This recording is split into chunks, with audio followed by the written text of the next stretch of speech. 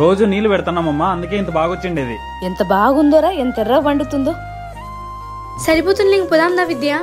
పదాంలే, ఉండి వ్యాకంలో బాంది పీక్కుందాము. అవును, పీక్కో పీక్కో. ఆహా, పీకడమే. నువ్వు చెప్పిన నిజమే, ఆకులు భలే మంచిగా ఉన్నాయి. మళ్ళీ ఏంది, నేను ఊరికనే చెప్తానా ఏంది? నీట్ గా ఎక్కువ పిక్కో విద్య. పీక్తాలేవే. బ్యాగ్ నిండినా గానీ పీక్తున్నారు కదా, ఏం మోహన్ గానీ వేసుకుంటారా ఏమి?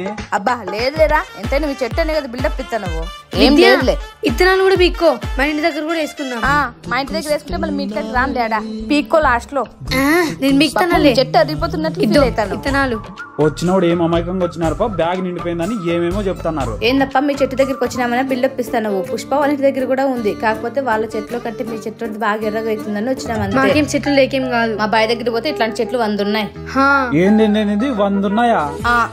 100 అంటే 10 ఉన్నాయి. కాకపోతే రేపు పెళ్ళుందిరా, బాయ్ దగ్గర పోయి పీక్కొచ్చుకోవడానికి లేట్ అవుతుంది. ఇప్పుడే చూడు మొబ్బు అవుతుంది, అందుకే పీక్కుంటున్నాం. అరే విద్య, పెళ్ళి మన గురంటే ఎర్రగా ఉంటుంది చూడు.